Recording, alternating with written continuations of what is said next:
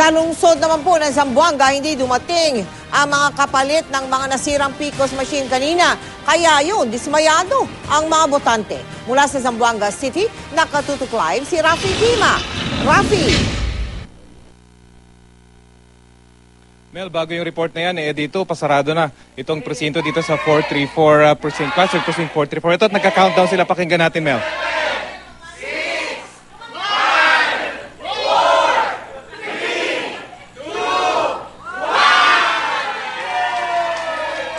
Okay, so Mel, officially closed na itong Cluster Precinct 434 dito sa Metetuan Elementary School dito sa Zamboanga City. At tulad nga na nabanggit mo kanina, itong mga nakaraang araw pinangangambahan ng mga tiga rito bubuhos yung napakalakas na lan dito sa Zamboanga City. Ang isa pang pinangangambahan ay yung malawakang brownout. Pero ang lahat ng ito ay maswerteng hindi naman na nangyari. Gayunpaman ay hindi nakaligtas ang Zamboanga sa pagkasira ng ilang PCOS machine at yung mga kapalit na makina hindi na dumating hanggang ngayong hapon.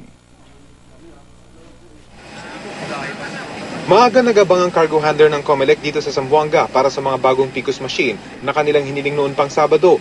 Pero humapon na, hindi ito dumating.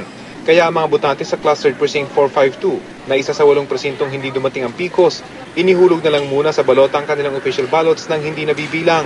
Tuloy-tuloy po ngayon yung voting ng mga tao. Anytime darating, mag-sesing and sealing kami tapos counting kaagad.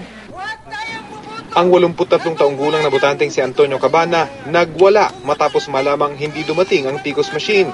Matagal daw niyang hinintay ang pagkakataong ito para bumoto sa automated elections pero naunsyami pa. Anong malay natin? Kung anong mangyari dahil advance-minded kita. Dahil sa mga kandidato na nagpamayaman lang. Nagpaliwanag naman ng mga BIs na pwede pa rin siyang bumoto kahit walang PCOS machine. Ibang-iba naman ito sa isang botanteng ating nakita sa katabing presinto. Nahihilo na raw ang 60 taong gulang na si Inocencia Madraso habang nakapila, kaya tumawag na ng ambulansya ang mga tao sa presinto. Pero pinili ni Aling Inocencia na ituloy ang kanyang pagboto, kaya kinabitan na lang siya ng oxygen habang siya ay bumoboto. Delikado raw kasi lalo't may sakit pala siya sa puso. Ang iba namang presintong nasiraan ng PCOS machine, ginawa ng paraan ng mga technician. Nang paulit-ulit na iluwan ng PCOS sa mga balotang ito, minarapat nilang gupitin ang gilid ng balota. Tsaka lang ito tinanggap ng makina.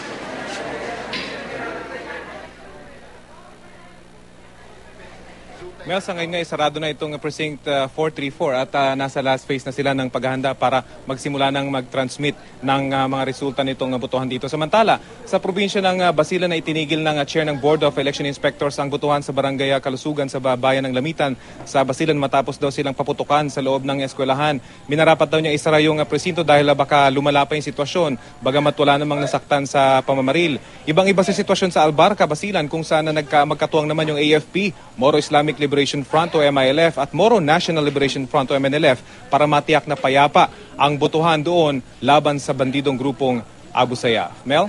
Maraming salamat sa iyo, Rafi Tima.